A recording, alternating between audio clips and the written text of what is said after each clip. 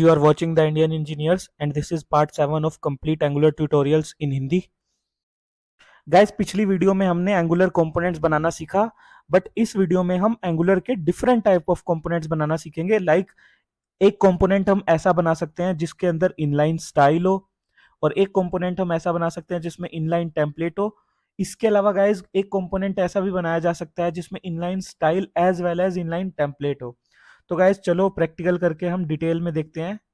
तो गाइस देखो, जो नॉर्मल कंपोनेंट होता है ना एंगुलर का, उसमें 4 कंपोनेंट्स होते हैं। एक HTML फाइल, एक CSS फाइल, एक spec.ts फाइल और एक TS फाइल। बट अगर हम कंपोनेंट विद इनलाइन स्टाइल बनाए ना, तो उसमें ये CSS फाइल नहीं होती। उसमें आपको स्टाइल, जो CSS का फाइल वाला काम जो होता है ना, या फिर जो भी स्टाइल आपको जो ऐड करना होता है, वो TS फाइल में ही आप कर सकते हो। तो गाइज एक इंटरव्यू क्वेश्चन ये उठता है कि क्या जरूरत है यार, जब अच्छा भला CSS की फाइल बन रही है तो ऐसा कंपोनेंट क्यों बनाना जिसमें CSS फाइल ना हो, बल्कि वो हम CSS जो है वो इनलाइन TS फाइल के अंदर जाके लिखें। तो गाइज इसका आंसर ये है ना कि देखो, कभी कभी क्या होता है कि हमको ज्यादा स्टाइल की जरूरत नहीं पड़ती, तो ऐसे में क्यों खामखा एक फाइल अलग से क्रिएट करनी। क्योंकि मान लो अगर आपको स्टाइल का ज्यादा यूज ही नहीं करना, उसमें ज्यादा कलर वलर कुछ यूज ही नहीं करना, तो क्यों एक फालतू की फाइल क्रिएट करनी। तो बस इस केस के लिए component with inline style use होता है। ठीक है, चलो अब हम इसको बनाना सीख लेते हैं। हम फटाफट से टर्मिनल ऑन करते हैं, न्यू टर्मिनल, और फटाफट से उसको बनाना सीखते हैं। तो गाइज इसको बनाने के लिए हम लिखेंगे ng, G for generate, C for component. Component का नाम मैं दे रहा हूं स्टूडेंट, क्योंकि गाइज ये इनलाइन स्टाइल है ना, तो इसके लिए आपको ऐसे करके इनलाइन स्टाइल लिखना पड़ेगा। ठीक है, तो अब इसको क्रिएट करते हैं। तो गाइस देखो, हमारा जो कंपोनेंट है स्टूडेंट वो क्रिएट हो चुका है, और इसके अंदर HTML, spec.ts और TSC है सिर्फ, मतलब सिर्फ 3 ही फाइल्स हैं। इसमें कोई CSS की फाइल है ही नहीं। ठीक है, तो अब CSS लिखें कैसे। तो गाइज ये देखो, सबसे पहले तो मैं यहाँ पे आके एक हेडिंग इसकी HTML में एक हेडिंग लिख देता हूँ। ठीक है, कि मैं स्टूडेंट कंपोनेंट हूँ। ठीक है, और इस स्टूडेंट कंपोनेंट, इसका सिलेक्टर की हेल्प से इस स्टूडेंट कंपोनेंट को मैं यूज कर लेता हूँ। ठीक है, तो गाइज इसको मैं ऐप डॉट कॉम्पोनेंट के HTML में एज अ सिलेक्टर पास कर देता हूँ, ताकि हमको दिख जाए जो भी हो रहा है। ठीक है, तो गाइज ये देखो मैंने ऐड कर दिया। अब मैं आपको ब्राउजर पे जाके दिखाता हूँ। तो देखो गाइज ये रन हो गया, मैं स्टूडेंट कंपोनेंट से हूँ, तो ये स्टूडेंट कंपोनेंट से आया। अब क्योंकि इसमें CSS फाइल नहीं है ना, तो अब मैं इसको कलर करना चाहता हूँ, तो कैसे करूंगा। तो गाइज इसमें CSS ना हमको इनलाइन इस TS फाइल में ही करना पड़ता है। ठीक है, तो मैं आपको करके दिखा देता हूँ। देखो, ये मैंने एक क्लास बनाई। ठीक है, इसका नाम दिया मैंने इंडियन। ठीक है, इस क्लास का नाम दे दिया मैंने इंडियन। ठीक है, तो अब मैं इस क्लास को यूज करूंगा।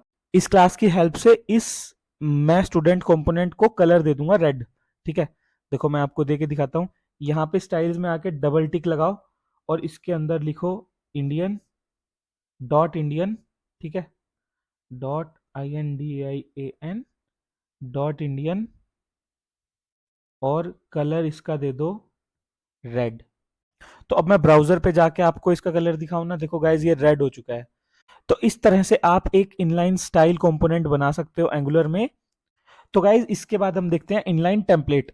इनलाइन, जिस तरह से इनलाइन स्टाइल के अंदर CSS फाइल नहीं बनी ना, उसी तरह से इनलाइन टेम्पलेट के अंदर जो है ना आपकी HTML फाइल नहीं बनेगी, और HTML आपको TS में जाके लिखना पड़ेगा। ठीक है, मैं सबसे पहले आपको जनरेट करना सिखाता हूं। ठीक है, जनरेट करने के लिए आपको ng, G for generate, C for component, मान लो टीचर बना रहा हूं, टीचर कंपोनेंट, और इसको अब मैं इनलाइन टेम्पलेट बनाना चाहता हूं, तो मुझको यहाँ पे लिखना पड़ेगा इनलाइन टेम्पलेट।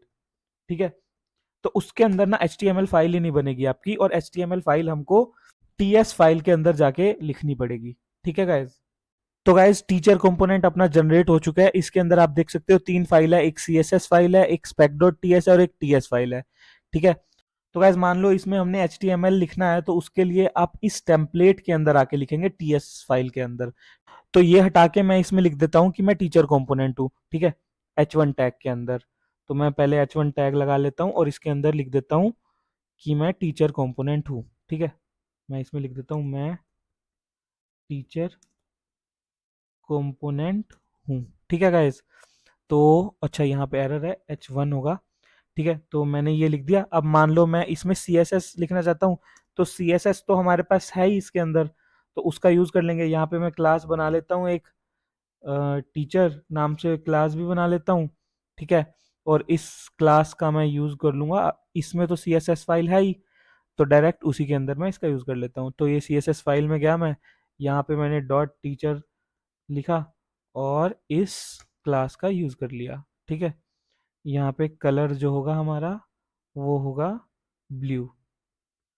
तो बस गाइज देखो, तो गाइज अब मुझको इसका सिलेक्टर जो है वो ऐप कंपोनेंट रूट कंपोनेंट के अंदर ऐड करना पड़ेगा, तभी हम इसको देख पाएंगे। तो मैं फटाफट से इसका सिलेक्टर कॉपी कर लेता हूँ और इसको ऐप कंपोनेंट के HTML में जाके अप्लाई कर देता हूँ। ठीक है, ताकि हमको ब्राउजर पे दिखे जो भी हमने किया है। ठीक है गाइज, तो अब मैं ब्राउजर पे आपको जाके दिखाता हूँ। देखो गाइज, मैं टीचर कंपोनेंट हूँ, हमारा आ गया। तो इस तरह से आप एक इनलाइन स्टाइल और इनलाइन टेम्पलेट को यूज कर सकते हो। तो गाइज इसके अलावा हम एक कंपोनेंट जनरेट कर सकते हैं जिसमें inline style as well as inline template both use हो रहे हो। ठीक है, तो उसमें उसको जनरेट करने के लिए हम लिखेंगे ng, G for generate, C for component. ठीक है, कंपोनेंट का नाम आप दे दो बोथ। ठीक है, तो मैंने बोथ दे दिया और इसके बाद हम लिखेंगे इनलाइन स्टाइल इनलाइन टेम्पलेट। तो देखो गाइज, बोथ के नाम से अपना कंपोनेंट जनरेट हो गया। देखो गाइज, इसके अंदर एक spec डॉट टी एस और टीएस है ना, इसके अंदर HTML फाइल है ना इसके अंदर CSS फाइल है।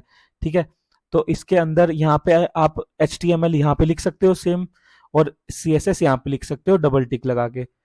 तो गाइज देखो, इस तरह से आप ये सब यूज कर सकते हो। फिर भी एक बार आपको करके दिखा देता हूँ। देखो, इस P की जगह यहाँ पे मैं लिख देता हूँ मैं बोथ कंपोनेंट हूँ। ठीक है, और स्टाइल के अंदर इसके अंदर मैं क्लास भी दे देता हूँ, class is equal to both. और इस क्लास को मैं यहाँ पे यूज कर सकता हूँ डॉट लगा के बोथ, और इसके अंदर कलर मैं यहाँ पे दे देता हूँ ग्रीन। ठीक है गाइज, तो इसको सेव किया। अब इसका सिलेक्टर मैं यूज करता हूँ, इसका सिलेक्टर उठाता हूँ और इसके सिलेक्टर को कॉपी करके ऐप कंपोनेंट में जाके अप्लाई करता हूँ, और उसके बाद ये भी हमको विजिबल होने लग जाएगा। ठीक है, तो देखो यहाँ पे आके मैं इसको अप्लाई करता हूँ और इसके बाद ये भी हमको दिखने लग जाएगा। देखो गाइज, ये आ गया ना, मैं बोथ कंपोनेंट हूँ। अब ये छोटे में इसलिए है क्योंकि यहाँ पे P में लिखा हुआ है हमने। अगर मैं आपको बोथ के अंदर जाके दिखाऊं, तो इसके अंदर ये P टैग के अंदर है, तो अगर इसको बड़ा करना है तो यहाँ पे H1 कर दो, और इस P के बाद भी इस P की जगह भी H1 कर दो। तो गाइज अब हमको ये वाला कंपोनेंट भी बड़ा दिखने लग जाएगा। देखो गाइज, ये भी हेडिंग में आ गया। तो गाइज इस वीडियो में हमने सीखा कि हम कैसे एंगुलर का कंपोनेंट विद इनलाइन टेम्पलेट या फिर इनलाइन स्टाइल या फिर inline template as well as style use कर सकते हैं। तो गाइज, अगर वीडियो अच्छा लगा हो तो प्लीज इसे लाइक शेयर एंड सब्सक्राइब करें, एंड थैंक्स फॉर वॉचिंग।